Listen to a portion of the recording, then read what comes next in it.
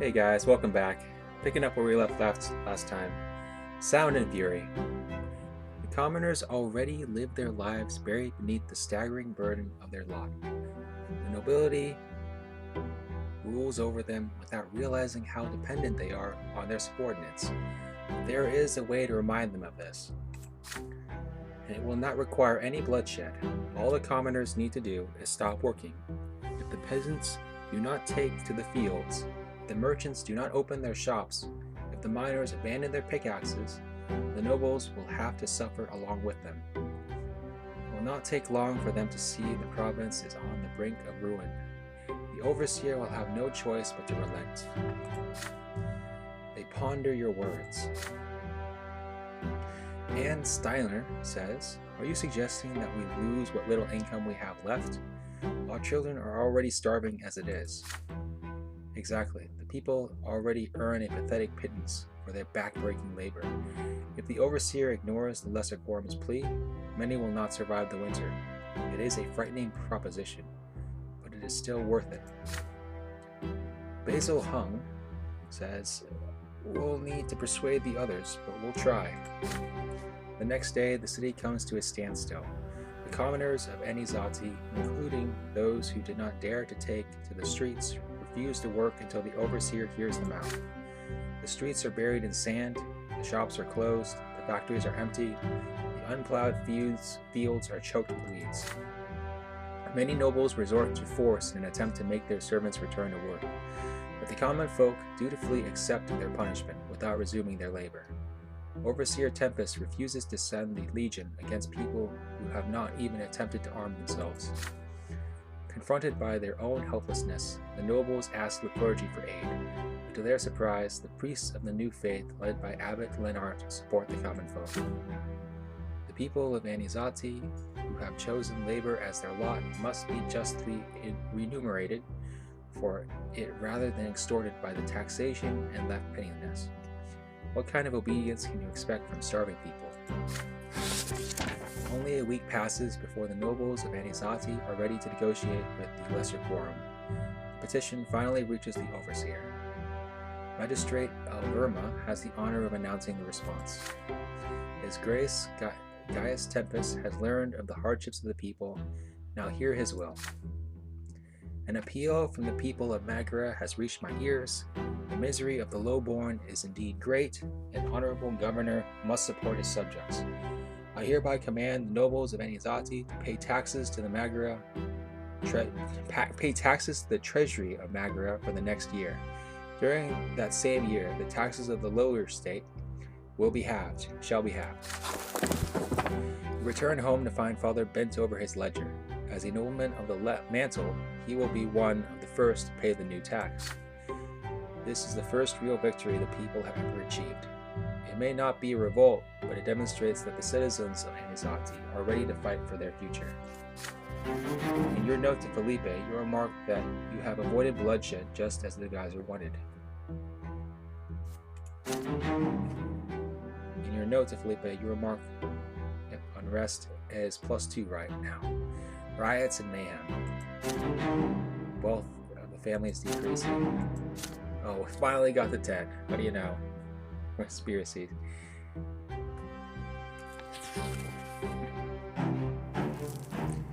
Unusual suspects. This event is a consequence of your previous actions. Conditions met. Felipe Alfaro saw your loyalty, or did not see your loyalty. Felipe has unusual suspects. Felipe has chosen an unusual meeting place tonight. Anizati's ancient marble bathhouse is a place only nobles are allowed to enter, but tonight, in accordance with the advisor's will, its doors are open to you.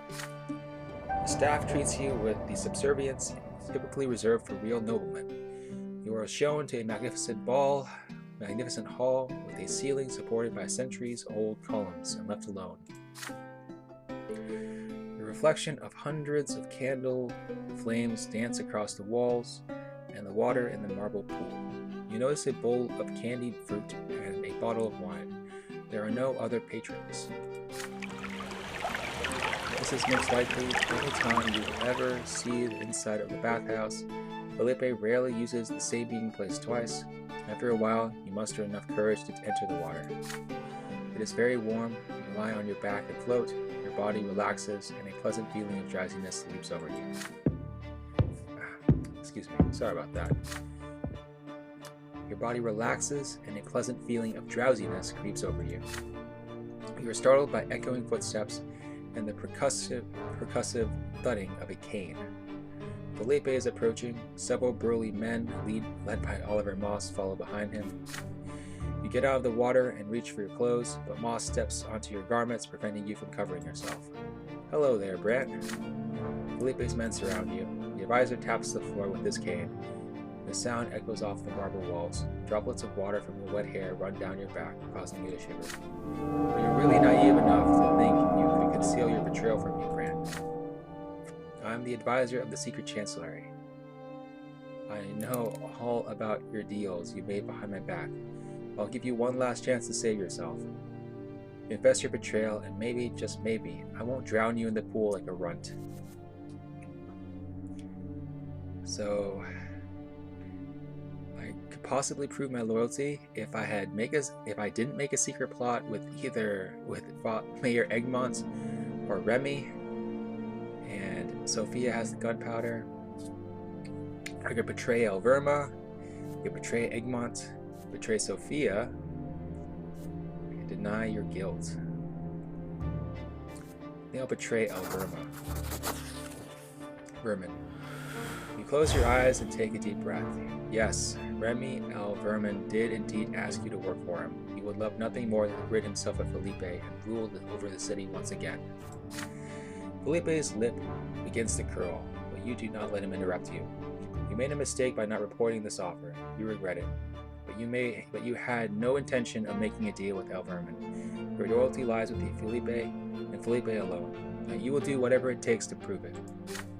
Yes, Brant, you are correct. Your life does belong to me, and you will never make a mistake like that again. Vermin must be desperate if he asks you for help, but I can use that to my advantage.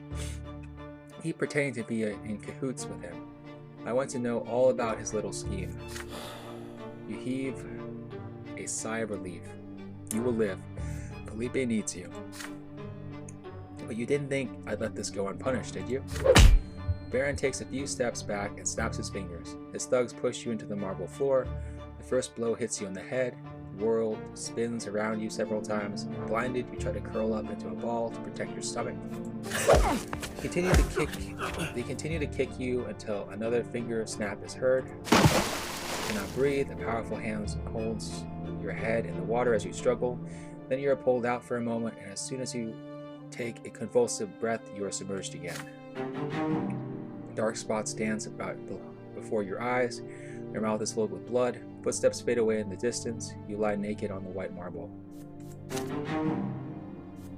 Made a deal with Remy Vermin, betrayed him.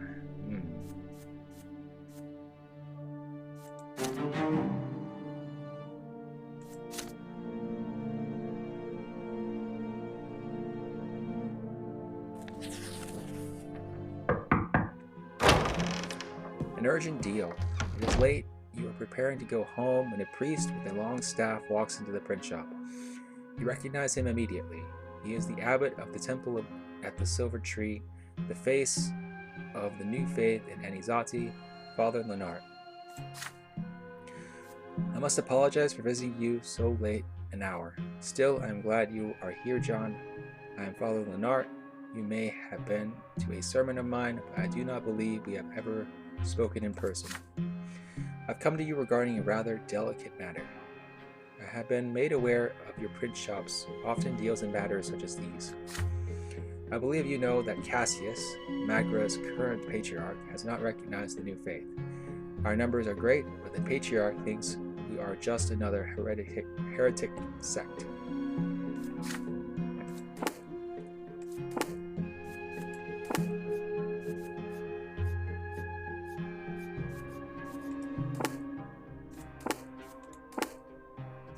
Rest is great. My teacher, Patriarch Fortis, was betrayed and murdered before he could have his doctrine recognized. The light of the new faith struck fear into the hearts of his enemies. I am determined to make sure Fotis' teachings get the same recognition and respect in Megara as the teachings of Astasius. 1 month from now is an important day for the new faith, the anniversary of Patriarch Fotis' murder. I wish to gather my flock at the place of his true death to address Patriarch Cassius and demand recognition of our faith. If several thousand new believers gather in the city, the Patriarch will have no choice but to heed our call. In order to bring all these people to Anizati, I need your help, Brante. I know you can only print my appeal. I know you can not print my appeal, but also distribute it throughout the city. I know you can not only print my appeal, but also distribute it throughout the province. In the city of Anizati, the new believers stand firmly united, but our brethren are isolated from one another in the rest of the province. But I have no way of reaching them through the temples. The Inquisition and the priests of the old faith will never let my summons spread throughout Megara, but you can achieve what I cannot. I have written my appeal down for you. Please print it and see that my summons spread to every corner of Megara. I want every Megran new believer to realize that now is the time to stand up for our doctrine. I will summon them to the silver tree on the day of Fotis' death. Patriarch Fotis claimed that the truth that was revealed to Astasius is not the only way to serve the twins. The doctrine of the new faith frees its followers from the strict shackles of the lots and teaches them to seek their own path to the peak of the shining pillar. Commoners freed from the lots, refusing to do work, but work and suffer. Lowly peasants claim the right to rule and wage war. New believers ready to take up arms and fight for their faith. If they receive Father Leonard's summons, they will likely flock to the streets of Anizati. Glance over the handwritten page the abbot has given you. Brothers and sisters who have heard and received the word of Patriarch Fotis as your own new faith, you have been summoned. Come to the place where our teacher's life was tragically cut short on the day of his demise. We will meet there in the shade of the silver tree to honor the memory of Patriarch Fotis and complete his life's work. We will make ourselves heard by Patriarch Cassius. We will demand that the Church recognize the new faith as equal to the teachings of Saint Astasius.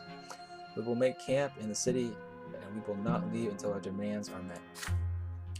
Father Leonard has a great following among the people. His summons could have significant repercussions in Anizate. What should you do? So I could print his appeal and distribute it through Megara, or I could report it to Felipe. I could take advantage of the sermon to recruit people into the last straw. I could contact the Inquisition.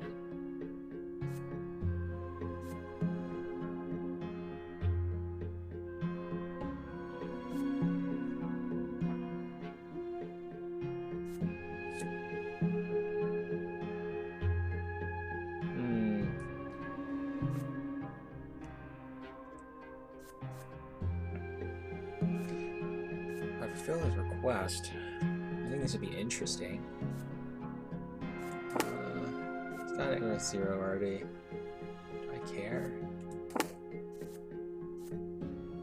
Fulfill his request. All other orders are cancelled. Focus all your efforts on printing Father Leonard's summons. Once the leaflets are done, they are spread throughout the province by people you trust. New believers soon began to leave small Megarian towns and villages and head to Anizati. The city authorities soon take note of the folk arriving in greater numbers every day. 1 week before Patriarch Fotis' memorial, Anizati shut its gates. With the thousands of new believers already inside the walls are outraged, and the gendarmes are forced to reopen the city. The prefecture, the Inquisition, the Legion, none of them are ready to contend with masses of new believers united by a common purpose. On the day of Patriarch Fotis' death, Father Leonard addresses his flock with a sermon that then leads the inspired followers to the residence of Patriarch Cassius. When, against an immense crowd, Cassius has no choice but to accept their demands. He recognizes the new faith as equal to the teachings of Saint Eustathius and grants the new faith priests in Magaran freedom to preach their doctrine as they see fit. Most of the new believers soon leave the city for their homes. However, some commoners choose to remain in Anizati. These several days of sudden chaos have ruined several of the secret chancellery's best laid plans. Your spy network's operations are also greatly disrupted. What's more, the people eventually learn that your print shop was involved in the affair. As a consequence, your family falls out of favor with the gentry who still respect the teachings of the Eustathius. Father Leonard and his flock, on the other hand, are sincerely grateful for your assistance. I could never have assembled so many people without your aid, Brante. If you ever need our help, we will gladly stand by your side.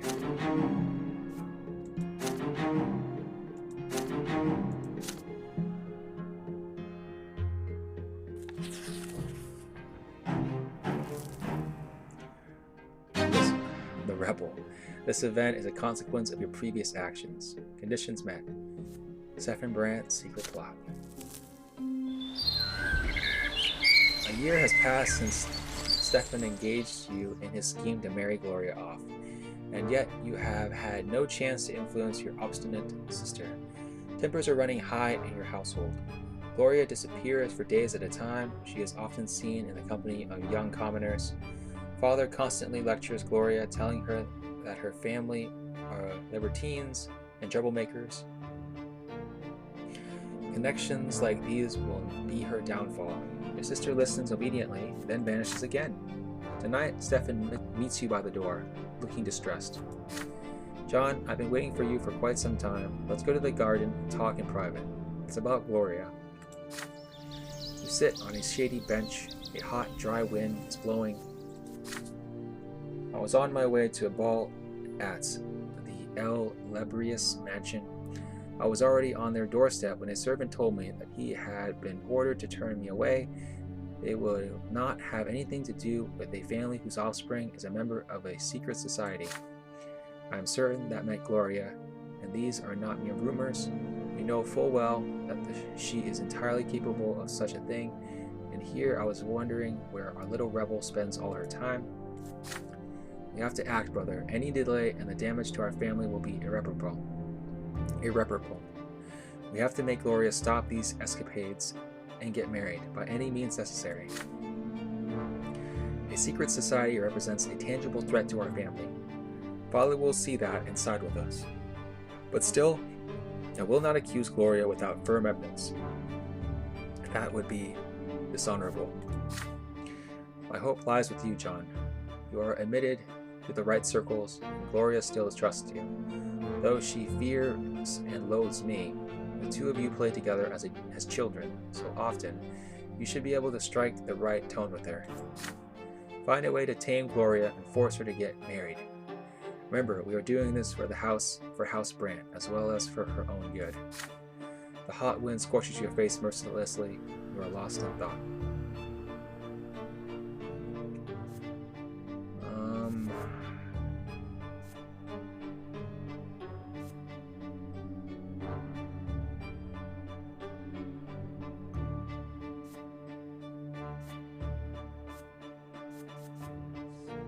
Do I continue with the plan? Let's try Mother. Maybe Mother can convince Gloria to do it. You find Mother in her chambers. Her health is improving with each passing day. You sit down on the edge of her bed and ask her how she feels. You know, son, as the years go by, our stairs have seemed steeper and steeper, but today I walked downstairs for lunch all by myself. Gloria and I had a long walk around the garden before she left. Is she back yet? Carefully ask if she knows where Gloria went. Mother frowns. To the market. Or was it the weaver's shop? I'm not sure. You softly tell Mother that Gloria is in trouble. She's gotten herself involved with some dangerous people, conspirators. She must be rescued as soon as possible. Oh my, are you certain, son? Could I have really gone that far? Might they not just be her fellow poets? They are libertines, and they don't deserve their lot. But they'd never take up arms. You insist. There can be no doubt. Gloria has joined a secret society. and before she commits an offense against the authorities, it is your duty to bring her back safely." Mother agrees with a tired air. "You've always taken good care of this family, John, and now you're right about this too. I raised her, I taught her, I did my best. Was it all for nothing? What do we do now, son?" You tell her about the plan to give Gloria to El Piete in marriage. At first, Mother is incredulous. A nobleman of the sword is willing to marry my illegitimate daughter? Twin gods must be watching over her. But you do realize that she'll rebel against it, don't you? And it would be so sad for me to give her away to another family. You assure Mother that if she does not get married, Gloria's escapades will ruin not only her life, but also the Brante family, the same family that gave them both shelter and a life of ease. Mother and Gloria must repay Father's kindness, even if being a nobleman's wife is not exactly what Gloria wishes. Mother's face darkens. Her eyes are suddenly sharp. She speaks clearly and distinctly. "My daughter and I will do our duty to the house of Brante. Do not doubt us, son." Mother spends the rest of the day in prayer. When Gloria finally comes home, they have a long conversation upstairs in Mother's chambers. You hear pleading, weeping coming from that room. The next morning, you are gathered around the table. Gloria rises to her feet. Her face is still red and swollen from a tearful night. "Noble Sir Brante, I, Gloria, lowly daughter of Lady Lydia, hereby consent to become the wife of Sir El Piete, and will no longer impose myself upon you. I am grateful to the house for everything I have received here. I do not want to be a burden anymore and tarnish the Brante name. I don't deserve to be among you." Your father is horrified. Mother nods sadly. Stefan jumps to his feet. "Gloria, you have mustered the strength to act valiantly. You are dear to our hearts, but we must part ways for the common good. Let us hear nothing more of shame. A family of the highest nobility and a happy husband await you. You will be married to a nobleman of the sword.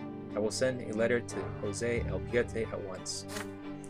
Gloria responds to Stefan with a wide smile. Your sister casts an intense look around the room. Who else was behind the scheme to marry her off? Gloria's eyes fix on you. You hold her scare without flinching.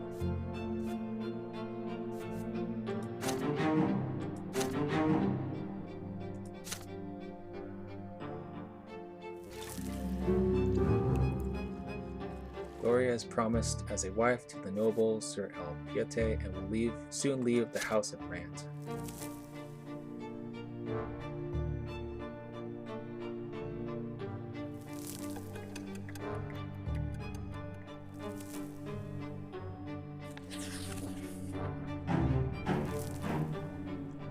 Banner year. This event is a consequence of your previous actions. Conditions met. Profitable business. You enter the print shop in the morning and sit down at your desk to go over the books.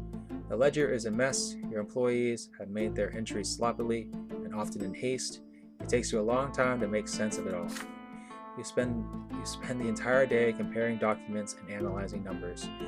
In the evening, once everything is added up, you finally determine that the print shop's revenue has increased over the last year.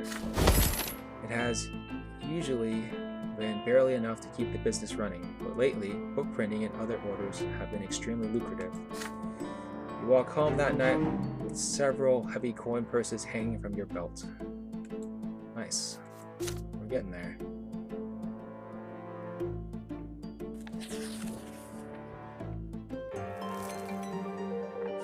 The Archduke relents.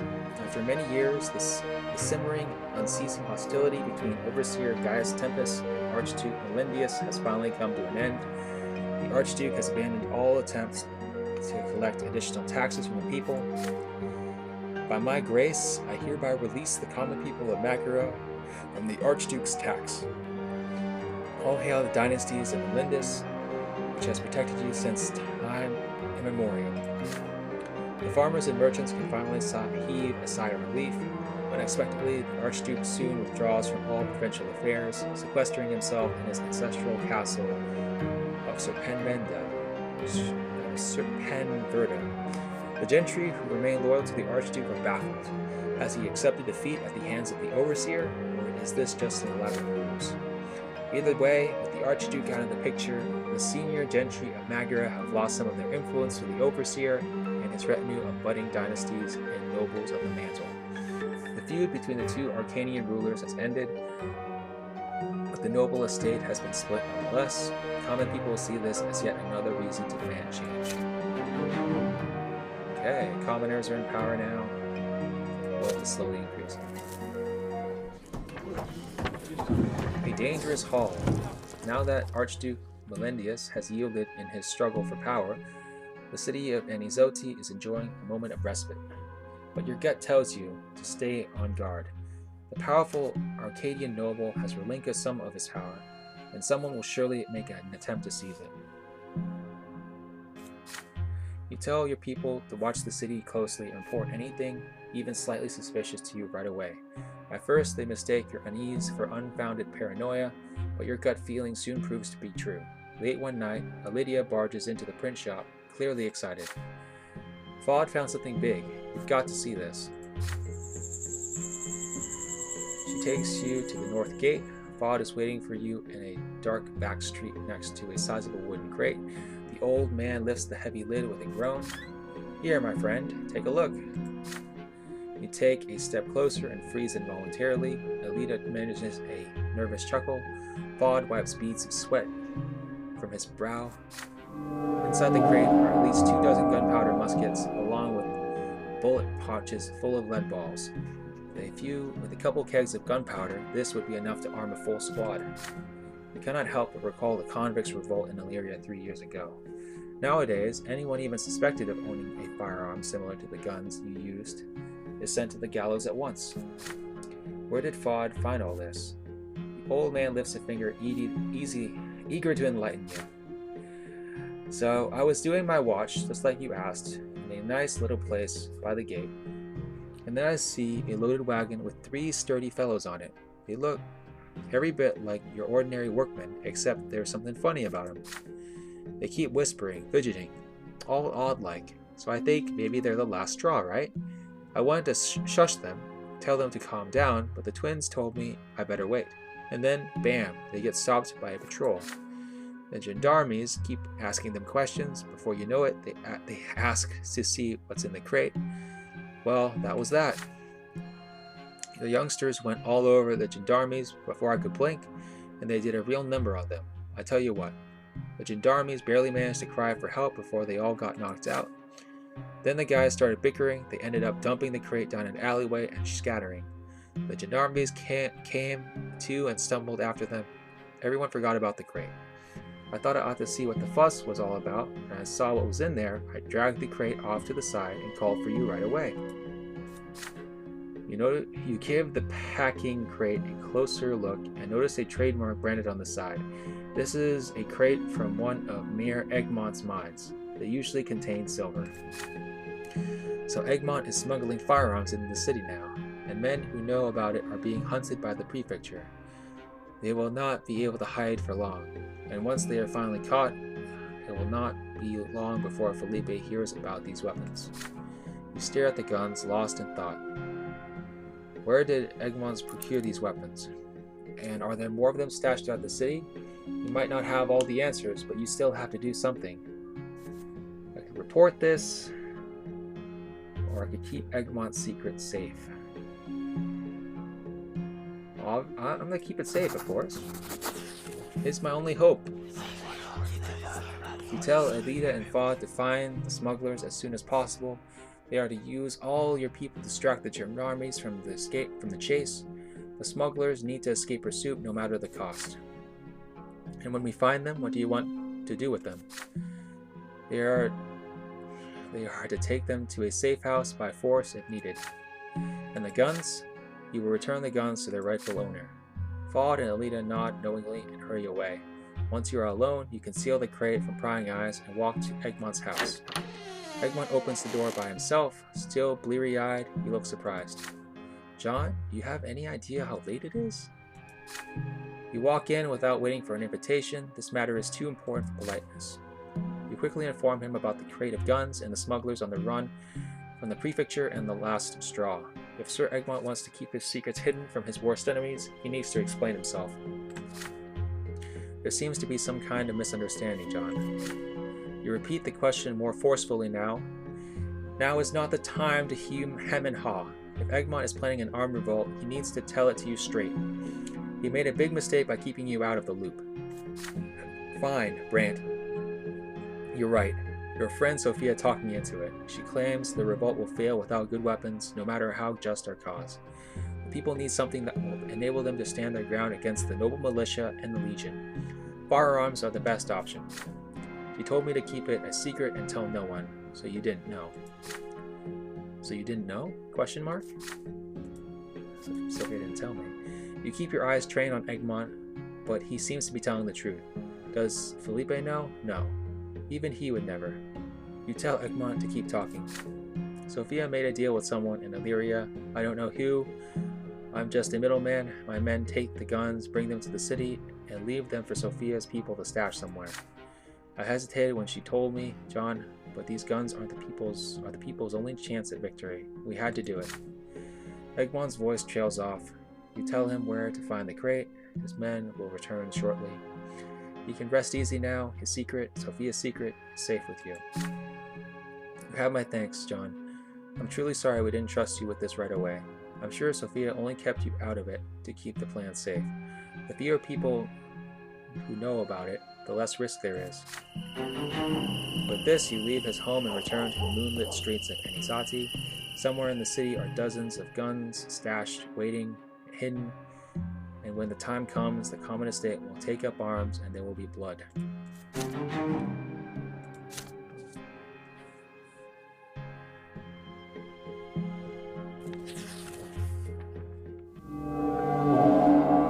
Deathbed. Shoot. Deafening silence fills your home. You are standing by Mother's bedside.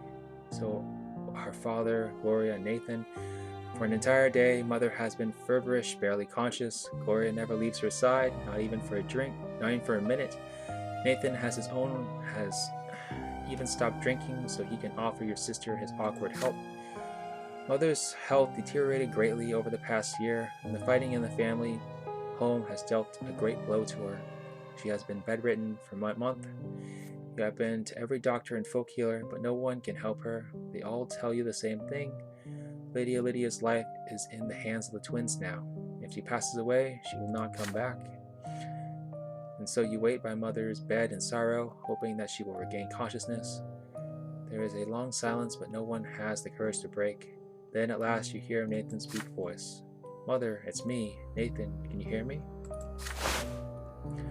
Mother suddenly rises on her elbows. She looks around, her eyes unseeing, beads of sweat forming on her pale forehead. My son, where are you? Nathan takes Mother by her thin, immaculated hand. She leans closer to him, struggling to recognize his face. Stefan, were you playing with your younger brothers in the garden? You must be all dirty. Come here. You may not be my son, but I care for you as though you were my own. Oh, what a nice, happy family we have. A blessing from the twins. Nathan is unsure what to do or say. Father strokes his wife's hair. His eyes are two orbs of searing, indescribable pain. You're a little confused, Lydia. This is Nathan, and the children are all grown up now. Remember? Mother's eyes were bright and alive just now. The next moment, they grow dim again. Her head falls weakly back onto the pillow. You're right, my husband. The children grew up, but I was never able to teach them how to live in peace with each other. I let you down, Robert. You made a mistake when you took me into your home. You saved my daughter and me from a life of poverty, and how did I repay you? Gloria cannot take it anymore. What are you saying, Mother? Don't you dare blame yourself. You did your best. You did all you could. Father looks away, unable to hold back the deluge of tears. Mother's voice, so faintly now, calls out to you. And John, where is he? With great care, you move closer to Mother. You answer her quietly. You're here, right by her side. John, I'm so happy to know you're here. I always knew greatness awaited you ever since you were a little boy.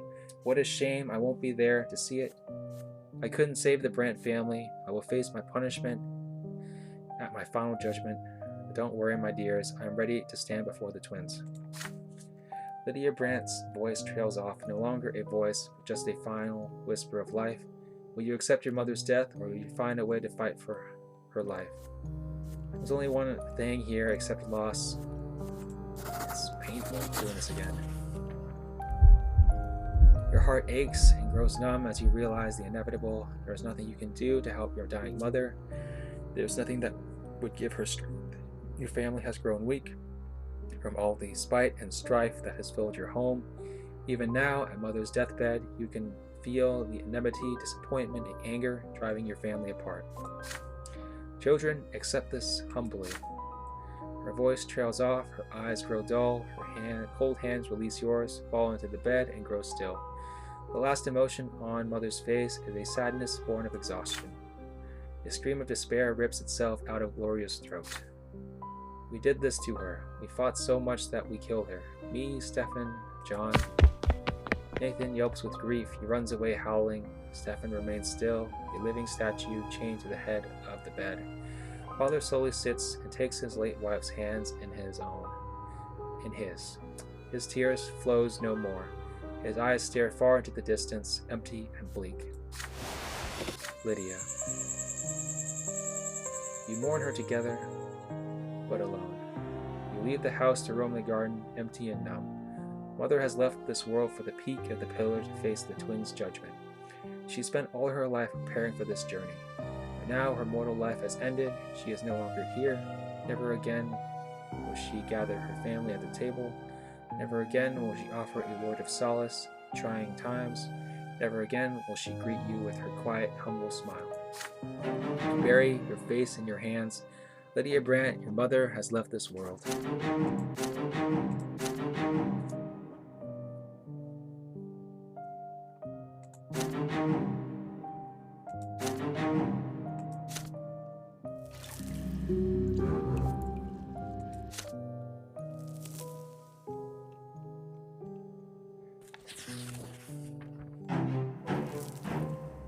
Family strife. This event is a consequence of your previous actions. Unity equals 0. And the family has not fallen apart yet. Tension at home has become insufferable. Everyone in the family has been driven to the brink by the unending bickering and fighting. Even the smallest family matter is bound to provoke hours of arguments and a drove of mutual insults. Tonight, we can already hear it from the doorstep, a screams of fury and shrill and sobbing. You watch Father run down the stairs. He is absolutely livid. Twins, grant me strength. How am I even supposed to get along with my own family now? You ask what question it brought it on this time, but all your question does is draw Father's ear upon you. Of course, you have no idea what is going on. You're doing nothing, John. Nothing at all to return peace to this family. You're just fanning the flames. Father stops himself before he can utter another word. He hurries to his study. The door shuts and locks. At last the house is quiet, but it is far from calm.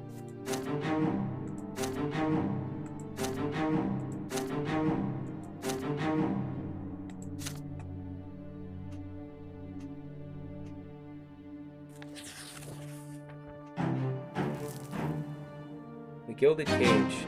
This event is a consequence of your previous action. Condition met. Gloria betrothed. Stefan's efforts are about to bear fruit. All the arrangements have been taken care of. All the negotiations are done. Gloria shall marry Sir Jose El Pitier.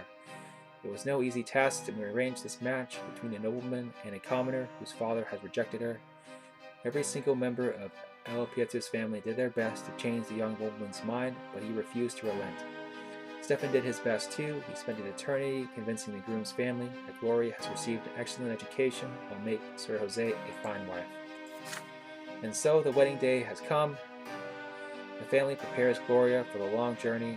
The wedding ceremony will be held at a church next to the El Pietin estate. As tradition demands, no one else is allowed to attend the wedding.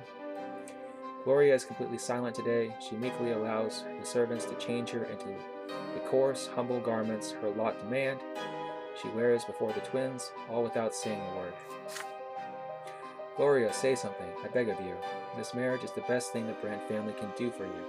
You're about to join a noble bloodline. Gloria stares back at Sir Robert, her mother's husband who never became her father. There is bitter sorrow in her gaze. I think it's more likely I'll be added to their family's opulent collection as another exhibit. But still, from the bottom of my heart, I thank you, Sir Robert. You've destroyed the last of my illusions. My fate rests in the hands of my noble masters, and it always will.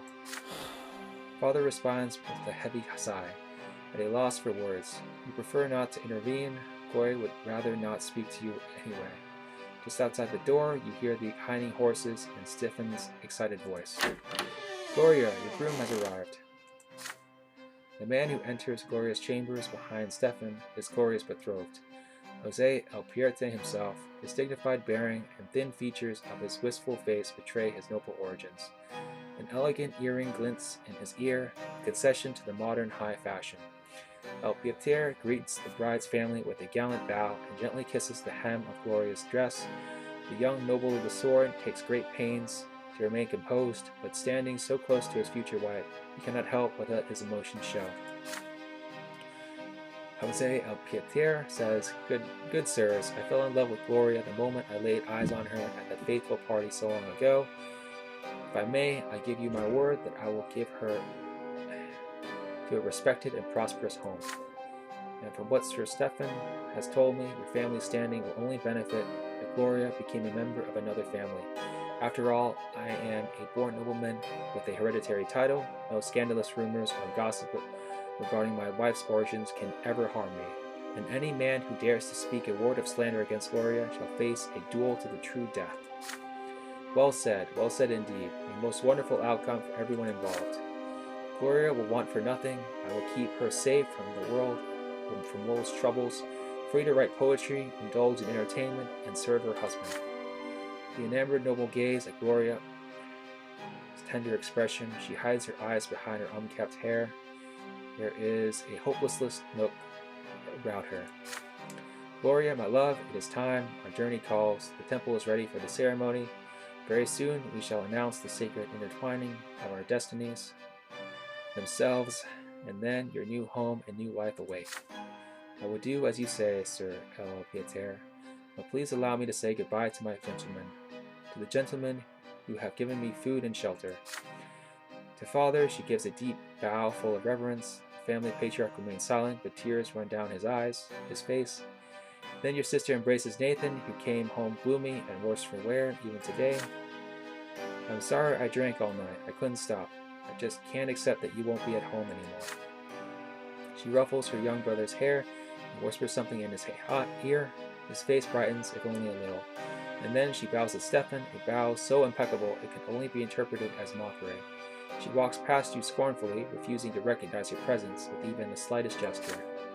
Farewell, John. I must admit, you did a fine job getting me out of the way. I hope it was worth it. They remain silent. Elvira takes Gloria to his carriage. The driver flicks his whip, and the horses take the bride and groom outside the city to the church, to face the twins and the austere ritual that awaits them.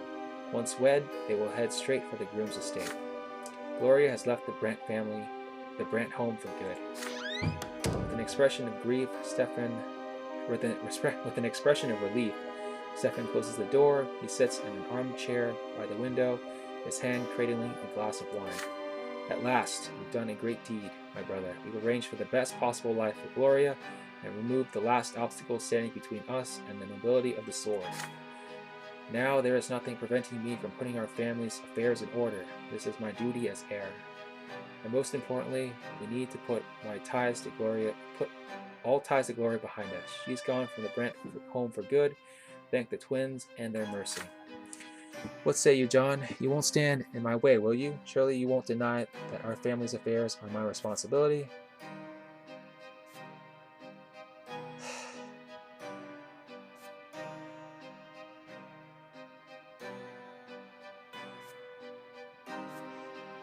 You accept your brother's right to decide what is best for the family, which means the family must cut all ties with Gloria. Wow, it's painful. Painful. Jesus. You hear Stephen represents the future. You agree Stephen represents the future of the Brant family, and if he says the family ought to cut all ties with Gloria, then so be it. She never belonged in the family anyway. You took care of her as well as you could, but her fate is no longer linked to yours. I knew you'd understand me, John. Take your glass, a toast to the future of the Brante family. You clink glasses, you note a hint of bitterness and flavor of the mulled wine. Anyway, it's time to get down to business. I'll head to the overseer's residence at once. We are so close to earning a hereditary title, brother. Grandfather would be so proud of us. With that, Stefan leaves you alone. Father has locked himself in his office to brood. Nathan has wandered off somewhere to get drunk. You roam the family home that feels emptier now, lost in memories. You remember Gloria leading you by the hand through the yard, showing you the shining pillar for the first time. You remember playing together. You remember the first time. Remember the time you and Stefan went looking for the Anazati ruins.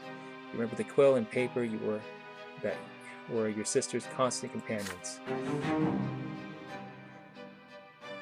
After the wedding, you hear very little of Gloria's fate.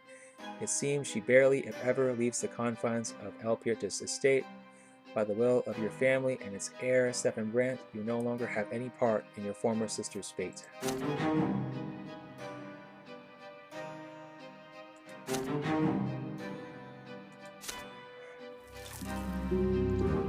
Gloria got married. Gloria has become the wife of noble Sir Alpiete and left for his estate.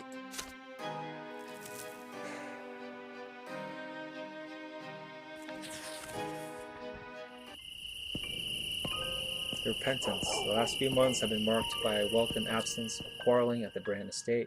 Your only concern that these days is the price that you have paid, is the price you have had to pay for this peace.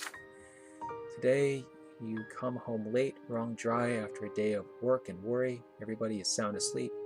You're making your way to your bedroom when you hear a suspicious noise coming from Father's study. It's too late for Father to be working. Go to the door of the study, trying to tread softly and turn the knob. The room is brightly lit by the moon. You recognize your brother's clumsy silhouette above Father's desk in the moonlight. Nathan hears you coming and leaps to the side in fear. You see something glinting in his hands, Father's dagger. Oh, John, it's you. Shush. I just took the dagger for a moment. Don't worry. I know holding a weapon is against my lot.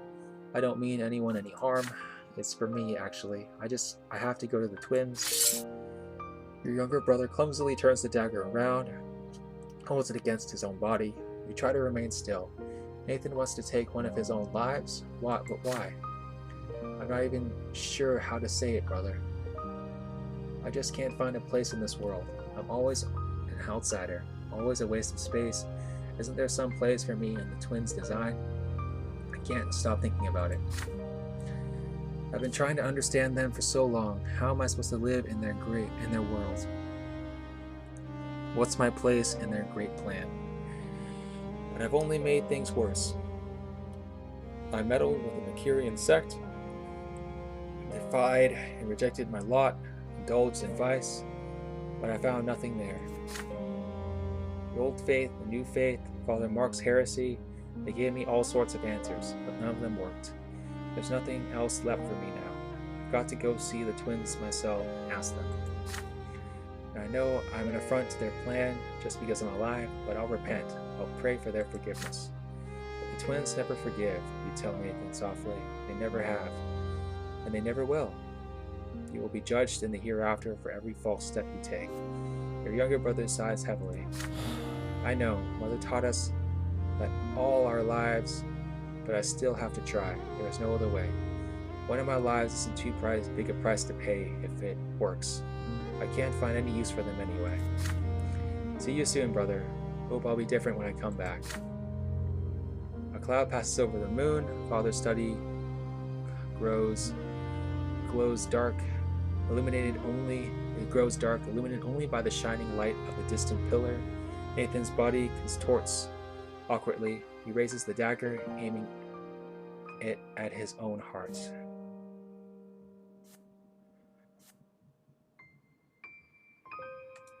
You cannot stop him. Repentance. You take a step back. The life that Nathan is about to take belongs to him. He is free to do with it as he pleases. May he finally find an end to his desperate search for meaning. Nathan whispers a word of gratitude, barely audible. Then a sharp exhale as he gets ready to strike. His hands guide the dagger awkwardly through the air and into his chest. The sharp tip reluctantly sinks into his flesh. A weak yelp escapes Nathan's throat. He staggers and falls, blood oozing out of the wound. Moments pass and Nathan's body dissipates. As his mortal frame dissolves, he has departed to commune with the twins. What awaits him in the hereafter? You pick up Father's dagger, carefully wipe it clean, and put it in the drawer of his desk where it belongs. When the skies begin to grow bright, before the dawn, you go to your family's crypt to welcome your brother back. Nathan is already there, lying atop the granite slab. Even made anew, his naked body is just as thin, awkward, and feeble. He suddenly stands when he hears your footsteps. His eyes are shining with otherworldly light. I spoke to them, brother. I dared to address them as my soul rose up. I begged the twins for forgiveness, and they heard me. They did. And the elder, he reached out to me. He wanted to respond to me. I know it. I know he did. But the younger sword stopped us. It cut the bond between us, and I fell. But I saw compassion in the elder's eyes as I fell, and he followed me. He shall descend to the lands again. He shall witness our suffering and bring his mercy. And then the world will change at last. Your young brother shivers, almost convulsing with cold. You wrap him in a black cloak. Together you return home before sunrise. No one in your family ever learns of Nathan's lesser death.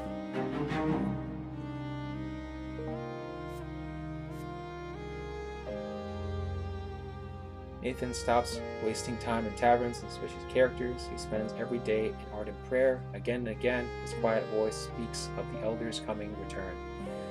The family watches the drastic change in their wayward son with great surprise.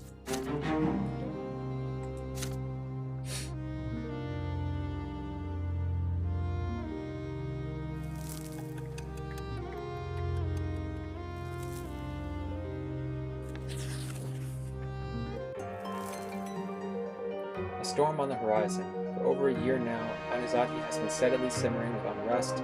Like a soup pot over a well-stoked flame, commoners flock to the squares in droves. Mobs grow bolder, demanding new freedoms and protection under the law. The last straw insurgents commit brazen acts, hoping to overthrow the authorities. The noble gentry insist that every mob be dispersed by force. They are ready to fight for the ancient privilege, sword in hand. In spite of this enormous pressure, Overseer Gaius Tempest remains highly reluctant to allow any bloodshed. But the common people are already too desperate. Even the age-old fear of nobility might is barely enough to keep them in check.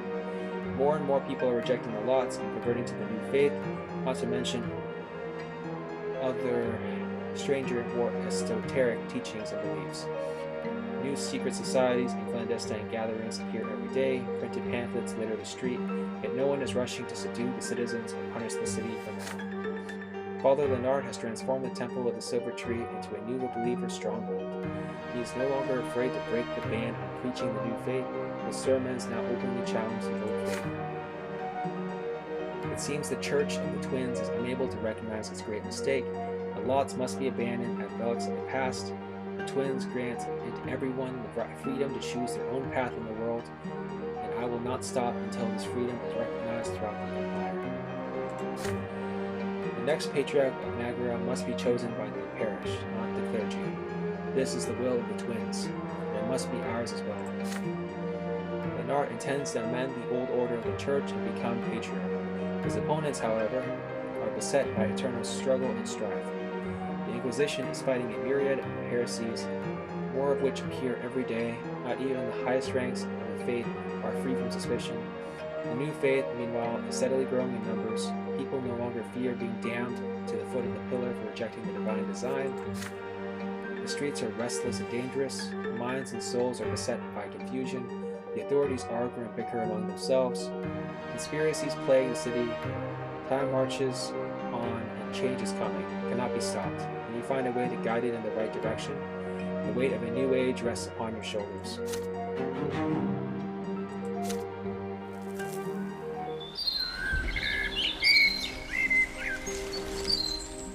For over a year now, Anizati has been slowly simmering with unrest. The feud between the estates, between the old faith and the new, between the law of the empire, noble traditions, tensions are at an all-time high. waiting for the slightest spark to catch fire and burn. Even your family's affairs have been affected by the growing unrest. It is during these troubled times that the future of your family will be decided. Father shakes you awake early in the morning. He is excited, clutching a letter bearing the imperial seal of Tempest Dynasty. Wake up, son. Come to the sitting room. A letter has come from Overseer Gaius Tempest. He gingerly breaks the seal and unfolds the missive.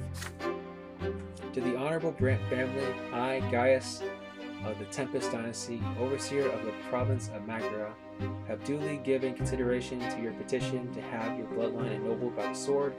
You are expected in 1 week at Castle Iniri, as are all petitioners for the sword, where you shall hear my decision firsthand. After finishing the letter, Father turns to you. He looks fatigued. Well, son, it's time for us to be honest with each other about our family. What do you have to say about this? Where do the Brants stand after so many years? What hopes do we have for the future of the family? The past 7 years have been marked by the many changing events, the rare joys, the frequent fights, arguments, attempts at peace, the losses, something you have managed to change their minds, but sometimes you have not, but your decisions have made you realize what matters most to you. The future of the Brant family must be decided here and now. Sever all ties with the family. Gosh, this is so painful. I've endured 6 terrible decisions so far, and there's more coming. You coldly point out the family's chance for hereditary title is long gone. The family itself, why, it's all but disintegrated years ago. You failed to quell the strife at home. You could not snuff the coals of enmity that slowly turned your family into disjointed clumps of ash. All attempts to put the family's affair in order have led to naught. And now it is time to admit that the Brant family is no more. There is deep pain in Father's eyes as he meets your gaze, but he does not argue. Which is why you continue.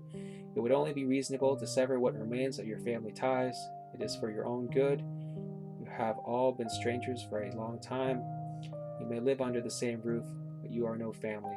It is time to end this frantic attempt to fix that which is already beyond repair. Nothing good will come of it. Father is silent. A long moment passes before he speaks. As much as it saddens me to say this, you're right, son. We failed. I failed as a family patriarch. I failed my lot.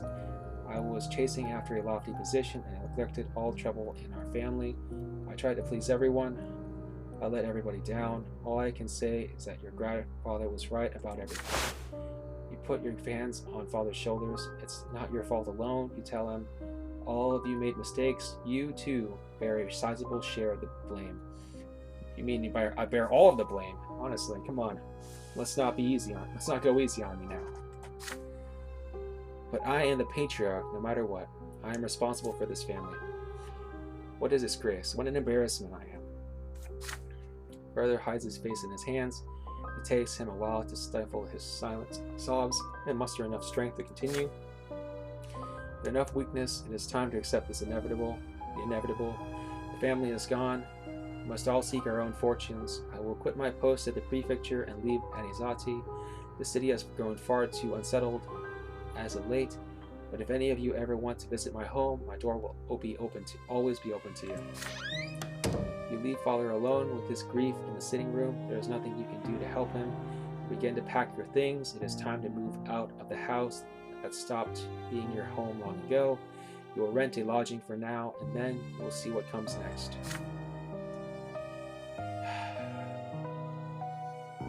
A carriage awaits you at the gate. You take one last look at your parents' home, at your parents' house, the place that was your home and shelter for many years, so many years. Your childhood games in the garden, your loud, happy dinners, your quiet conversations on the porch, the warm embrace of your family. It is time to leave it all behind.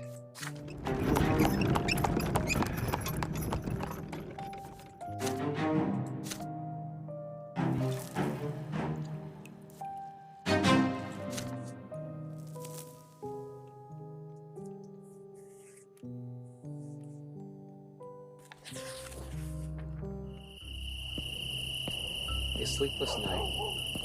Even late at night, the streets of Anizati echo with clatter. The city cannot sleep. You cannot sleep either. advisor Alvaro sent you a surprising note a few hours ago. He is coming. You hear slow, steady footsteps accompanied by the tapping of a cane. There's a knock on the door. Felipe enters the print shop. Sofia quietly follows him to exchange a nod. The print shop is crowded despite the late hour. Father Claude, Lydia, and other workers observe Felipe uneasily. Oliver is there too. He acknowledges the Baron with a polite nod. You suddenly realize that Felipe no longer cares at all if your last trial members see his face. You walk into your office with Felipe and Sofia and lock the door. Well then, Brant, I hope your people are ready. It's time to put our plan into action. They're ready. Give us the word.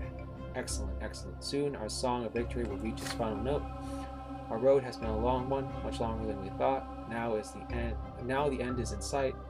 I had a word with the overseer, and in the end I managed to convince him that Elborn simply cannot maintain order in Zanizate. We are just one step away from being granted special authority for the secret chancellery. All we need is an excuse for action. Prepare your people and take to the streets. And when I finally get that authority, we will eliminate each and every traitor in the Empire. Egmont, Menards, Elborn, all of them. But those scum will probably try to flee Anezati. I'll need the people you've recruited throughout Magra, Sofia. There are many of them. There are more than enough of them. I'm glad to hear that. How much time do you need to prepare, Brant? You shift your gaze from Felipe to Sofia. She has been standing behind him all the time, a silent shadow on his head held high. Her eyes train on you. Felipe's cane taps the floor impatiently. He is waiting for an answer. The advisor is right. The day you have worked for all these years has finally come. Are you ready? What will you do?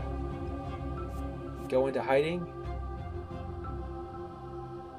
You deceive Father Felipe to stay out of this mess. You deceive Felipe to stay out of this mess. No one would find you until the danger has passed.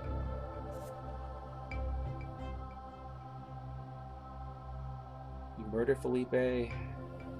Proceed with Felipe's plan.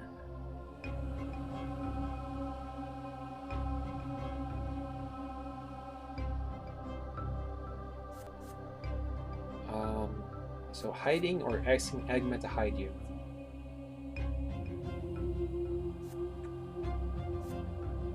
You betray Felipe and seek Mayor Egmont's protection. I think that's the only way.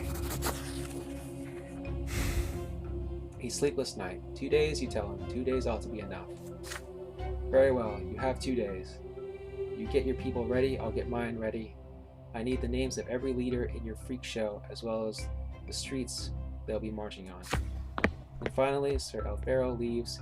As the door closes behind him, Sofia lights the pipe. She has been stuffing with tobacco since his arrival. Smoke bellows out of her mouth, concealing her expression. Well then, John, guess this is it. No, you tell her. This is only the beginning. Sofia knows why. Enough games. You know about her firearms and her ties to Egmont. Sofia takes another drag from the pipe. She slowly exhales a cloud of yellowish smoke. And since Felipe is still none the wiser, I take it you don't want to follow through with the plan, right? Right. Sofia has to trust you. You have sided with Egmont in a struggle. We're all in this together. Sofia grins. Sure. Go pay Egmont a visit. My men and my guns are at your disposal. I'll keep Felipe from getting suspicious while you're busy getting ready. Before you can reply, she walks out the door, leaving the acritic smell of smoke behind her. You have been through so much together. Will Sofia never trust you, not even now? You lock on Egmont's front door for a while. He finally opens it, still bleary-eyed. Brant, what are you doing here? You're certainly welcome, but... You have to talk. The secret chancellery has found the last straw. You need somewhere to hide until the danger passes. In exchange for Egmont's protection, you will help him with people, the connections, everything you have. Sofia is in too.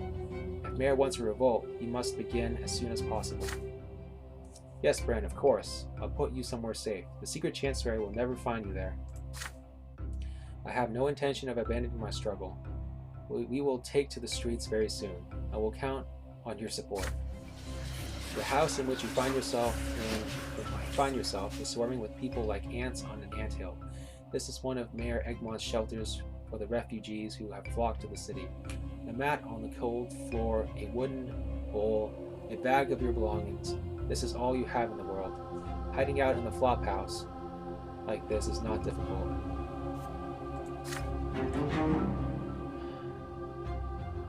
Your sleep is restless and troubled, bringing neither rest nor respite. Anxiety and worry gnaw you from within. The city will not sleep, and neither will you. Okay. The betrayal is complete. Put my faith in you, Mayor. Masks off. It has been 2 days since you last saw Felipe, 2 days since this terrible, dreadful night. You have managed to buy yourself a moment of respite. What should you do next? Felipe will never forgive your betrayal. There can be no doubt about it. His men are surely looking for you already. They will find this place in a matter of days. It is time to act or run for your life. What will you do? So I think side with Mayor Egmont is what I want to do. Fleeing is just a coward's way out. I'm not going to do that. Your only chance for freedom is an uprising, a revolt that goes out of control, a revolution that cannot be squashed by the secret chancellery, the prefecture, or even the legion. If Felipe loses control of the situation, he will have no choice but to flee Magara. But more importantly, the people of Enizati will finally have a chance for real change. If Mayor Egmont manages to coerce the overseer into making Enizati a free city-state, it will become the first city in which commoners can govern themselves and defend their own rights. It is time to leave your shelter and meet Egmont. Are you ready, John? My people are prepared. It is your turn now. Yes, you are ready. You have to begin the revolt as soon as you can, before the secret chancellery can act. The element of surprise is your only advantage. You're right. You can't delay any longer. I knew Sophia should never have doubted you. Your years of experience make it so easy. Even while hiding from Felipe's agents and fearing betrayal from anyone close to you, you still retain your sway over the underground, enough to command the people and fill the streets and unleash their fury against the nobles and the empire. Your messages quickly contribute short notes throughout the city. The coded message in every dead drop is short and clear. It is time.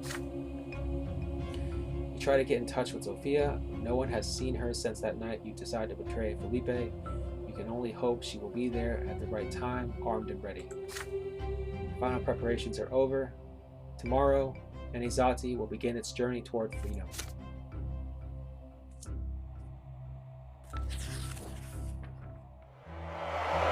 The Free City! 8 long years have passed in that time. The people have grown bold, and now the commoners are finally ready to take control. The age of obedience to the nobility ends now. People fill the Chancellery Square, excited, angry, shaking clubs and hatchets over their heads. Mayor Egmont has abandoned his lavish suit for a commoner's plain shirt. He clambers up onto an impromptu podium made of stacked crates. People of Enizati, time has come. They humiliate us, they squeeze us dry, they obey no laws. We're not gonna take it anymore. We're not just some low-born rabble. The empire stands on the shoulders of the common estate. We're in charge. An excited mob echoes his call with passion. We're in charge. Egmont raises a hand and points at the shadows of the chancellery behind him. The empire cannot control us now. We will have the same rights as the noble estate. We will make the new faith legal. We will return the city and the province to the people who live in this land and feed it and toil for it. We're in charge. The crowd's cries shake the windows of a nearby building. Their excitement has reached a fervent pitch. More and more people keep flocking to the square from every street. Follow me, people. We're going to occupy the chancellery. We're going to take over the city and demand the overseer recognize our rights. Onward to the chancellery. Hear the clattering booms, horsemen riding beneath the Archduke's banner. The cavalry troop of noble militia appear at the edge of the square.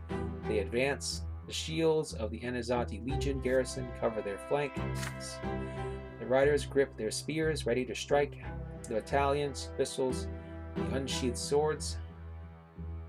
Soldiers surround the square, cutting off all escape routes. Do not be afraid. Stay where you are. They will never dare to attack us.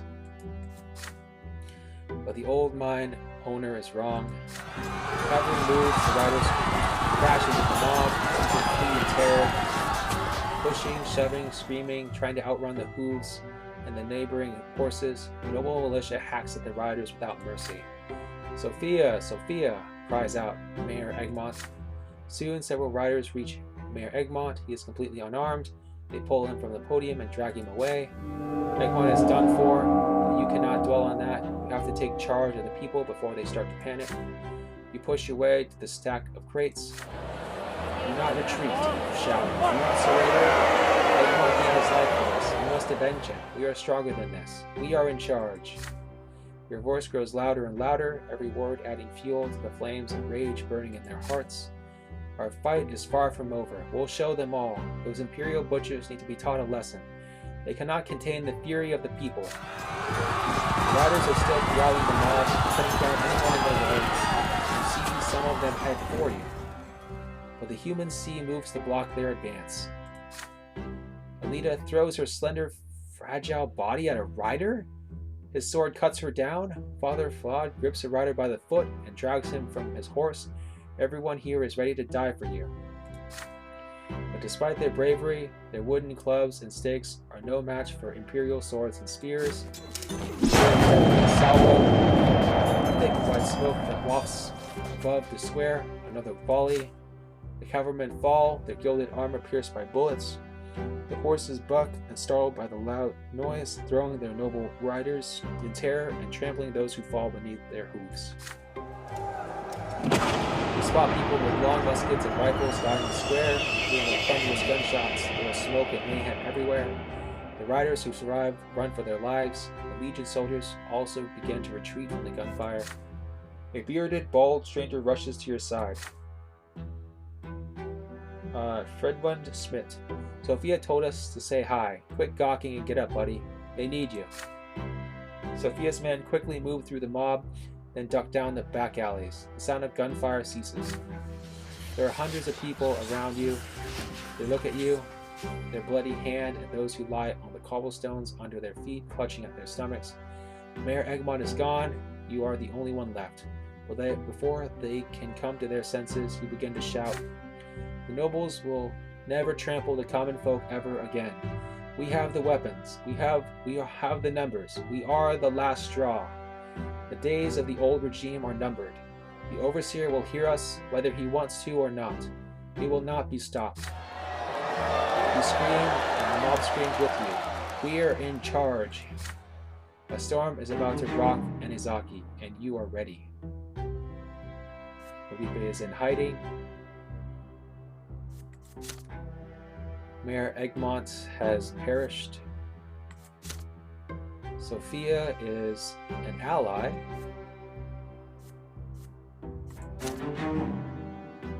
Order has deteriorated almost to a lawless land. Commoners are in power. The Free City event has happened. Together with Mayor Egmont, the last straw incites rebellion among the common folk to fight for their rights.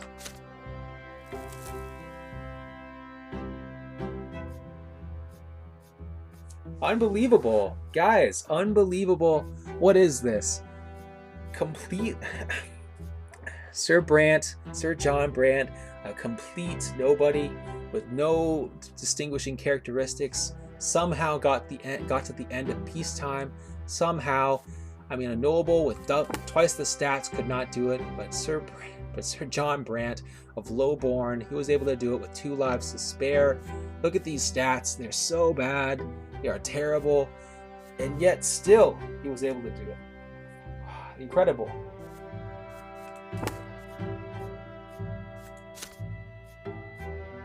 Okay, guys, we're going to call it here. Thank you for joining us. I guess we're going on to the bonus section, the Revolt. It's going to be a great game. If you enjoyed the video, please put a like and subscribe, and put a comment down below about what you think happened this game and how we can improve it. I hope you guys have a fantastic day, a wonderful week. I'll see you in the next episode. It's going to be fantastic. I can't wait to do it.